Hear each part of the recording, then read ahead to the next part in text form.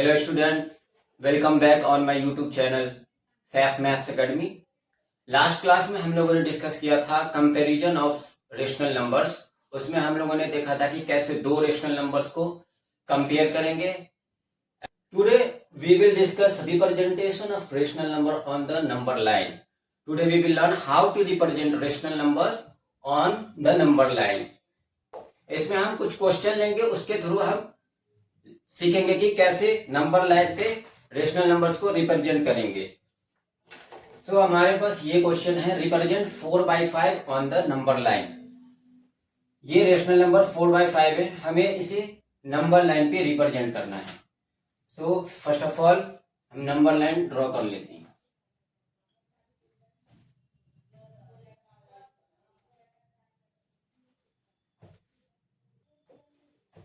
In the middle we have 0।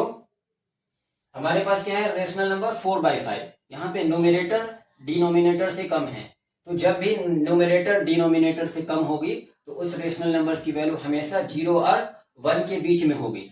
तो हमारा काम सिर्फ 0 और 1 के बीच में होगा। तो हम पूरा नंबर लाइन ड्रॉ नहीं करेंगे, 0 और 1 यहाँ पे पहले ड्रॉ करेंगे, उसके बाद फिर हम इसे रिप्रेजेंट करने की कोशिश करेंगे।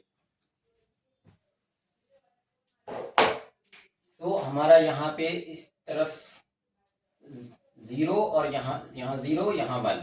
ठीक है, सिमिलरली आप दिस साइड भी लिख सकते हो -1।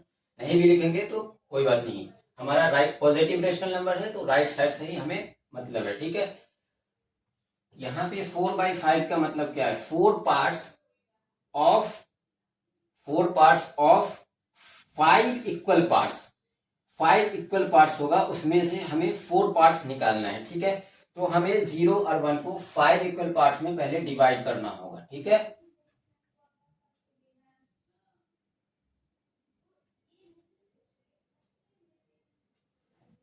जीरो से 1 के इंटरवल को 5 इक्वल पार्ट्स में डिवाइड कर लिया। अब हम यहां से काउंट करेंगे 1/5, 2/5, 3/5 एंड 4/5। This is 0, 1/5, 2/5, 3/5, 4/5। तो ये वाला जो पॉइंट है हमारा 4/5 को रिप्रेजेंट करेगा। हम इसे ए पॉइंट नाम दे देते हैं और 0 को हमेशा ओ से हम डिनोट करते हैं, तो हम हमेशा कैपिटल लेटर ओ से डिनोट करते हैं। तो ये जो हमारा पॉइंट ए है वो 4/5 को रिप्रेजेंट कर रहा है। तो point A represent the rational number 4/5। Point A जो है यहाँ पे रिप्रेजेंट कर रहा है रेशनल नंबर 4/5 को। हमने क्या किया, हमने सबसे पहले देखा कि 4/5 की जो वैल्यू होगी हमेशा 0 और 1 के बीच में होगी। ठीक है, क्योंकि यहाँ पे न्यूमरेटर छोटा है डिनोमिनेटर से, सो इस रेशनल नंबर की वैल्यू 0 और 1 के बीच में होगी। पहले तो हमने ये फाइंड कर लिया। अब हमें ये डिनोमिनेटर को देखना है, डिनोमिनेटर 5 है, सो इस 0 और 1 को हमें 5 इक्वल पार्ट, 0 और 1, 0 से लेकर 1 तक की जो लेंथ है इसे हम 5 इक्वल पार्ट में डिवाइड करेंगे। 5 इक्वल पार्ट में हमने डिवाइड कर दिया। ये first part, first, second, third, fourth and ये 5th पार्ट। ठीक है, अब यहां से स्टार्ट करो नेक्स्ट टू 0 से 1/5, 2/5, 3/5 and 4/5। So this point represent the rational number 4/5। अभी हम और क्वेश्चन करेंगे, आपका कंसेप्ट और जैसे जैसे हम क्वेश्चन करेंगे आपका कंसेप्ट धीरे धीरे और क्लियर होता जाएगा। अब यहाँ पे हमें एग्जाम्पल 2 में रिप्रेजेंट करना है -1/3 को नंबर लाइन पे। ठीक है, इस बार हमारा निगेटिव रेशनल नंबर है। तो फर्स्ट ऑफ ऑल अगेन हम नंबर लाइन ड्रॉ कर लेते हैं पहले। This will be 0। अगेन -1/3, -1/3 की वैल्यू 0 और -1 के बीच में होगी अगेन, क्योंकि यहाँ पे न्यूमरेटर छोटा है डिनोमिनेटर से, तो इसकी वैल्यू अगेन 0 और 1 की, बस but this time negative side में 0 और -1 के बीच में होगी। यहाँ पे डिनोमिनेटर 3 है, तो हमें यहाँ पे 3 इक्वल पार्ट में इस 0 और -1 के बीच के लेंथ को डिवाइड करना है। First part, second, third, first, second, third. अब नेक्स्ट टू 0 काउंट करें, यहाँ से -1/3 ये वाला जो पॉइंट होगा ये हमारा -1/3 होगा, -1/3 -2/3, so this will be -1/3। ये हमारा इनको जीरो को हम ओ से डिनोट करते हैं, so B point represent the rational number -1/3, so here point B represent the rational numbers -1/3। Now we have to represent 7/5 on the number line. Now we have 7/5. Now numerator is greater than denominator. So अब इस बार 0 और 1 के बीच में value नहीं होगी इस rational numbers की, अब 1 से बड़ी होगी। तो हम 7/5 को क्या लिख सकते हैं, 1:2/5 लिख सकते हैं। मिक्स फ्रैक्शन में हमें पहले चेंज करना है, हमें होल नंबर फाइंड करना है, ठीक है, this time. So mix fraction में हम पहले चेंज करेंगे। अब हम इसको ऐसे लिख सकते हैं 1 + 2/5, दिस विल अगेन 7/5। तो हमारा रेशनल नंबर क्या हो गया, 1 + 2/5। अब हमें ये जो वैल्यू होगी 1 से बड़ी वैल्यू मिलेगी, ठीक है, और ये 2/5 जो होगा ये अगेन 0 और 1 के बीच में इसकी वैल्यू होगी 2/5 की वैल्यू। तो ये 1 तक तो हमारी वैल्यू जाएगी नंबर लाइन पे, और उससे आगे जो नेक्स्ट यूनिट होगा उसके अंदर भी ये 2/5 की वैल्यू होगी। अभी हम नंबर लाइन पे देखते हैं, देखें यहाँ पे ये जो वैल्यू होगी 1 तक तो हमारा वैल्यू आ ही रहा है रेशनल नंबर का, और प्लस 2/5। अब हमें नेक्स्ट 1 यूनिट को 5 इक्वल पार्ट में डिवाइड करना है। डिनोमिनेटर इसका देखिए 5 है, तो नेक्स्ट यूनिट को हमें 5 इक्वल पार्ट में डिवाइड करना है। So this will be first part, second part, third part, fourth part and fifth part.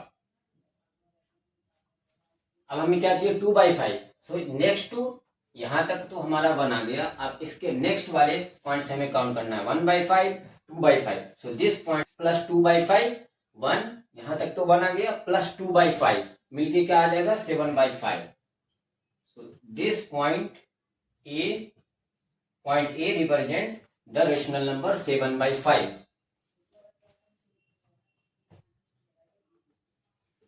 Point A represent 7/5। हमारे पास क्या था rational number 7/5। This time numerator is greater than denominator, so हम पहले इसे मिक्स फ्रैक्शन में चेंज करेंगे, वहां से हमें होल नंबर मिल जाएगा, ठीक है। देन ये 1:2/5, और इसको हम इस तरीके से लिख सकते हैं 1 + 2/5। तो इस रेशनल नंबर की वैल्यू जो होगी 1 और 2 के बीच में कहीं पे होगी। 1 तक तो हमारा है ही, और नेक्स्ट यूनिट में ये वैल्यू कहीं पे जाएगी। सो 1 और 2 के बीच में हमारे इस रेशनल नंबर की वैल्यू होगी। नाउ 1 तक तो हमारा रेशनल नंबर आ ही रहा है, प्लस 2/5। अब इस सेकंड ये जो यूनिट है 1 से 2 तक की जो यूनिट है, इस यूनिट को हमें 5 इक्वल पार्ट में डिवाइड करना है, बिकॉज डिनोमिनेटर इज 5। तो 5 इक्वल पार्ट में डिवाइड करना है। देन नाउ काउंट, हमें न्यूमरेटर क्या है 2 पार्ट चाहिए इस 5 इक्वल पार्ट्स में। सो काउंट नेक्स्ट टू 1 से नेक्स्ट वाले पॉइंट से हमें काउंट करना है। This will be 1/5 and 2/5। So here यहां तक हमारा 1 था, और 1 + 2/5 मिलके क्या हो गया 7/5। 1 + 2/5 मिलके 7/5। So this point A represent the rational number 7/5।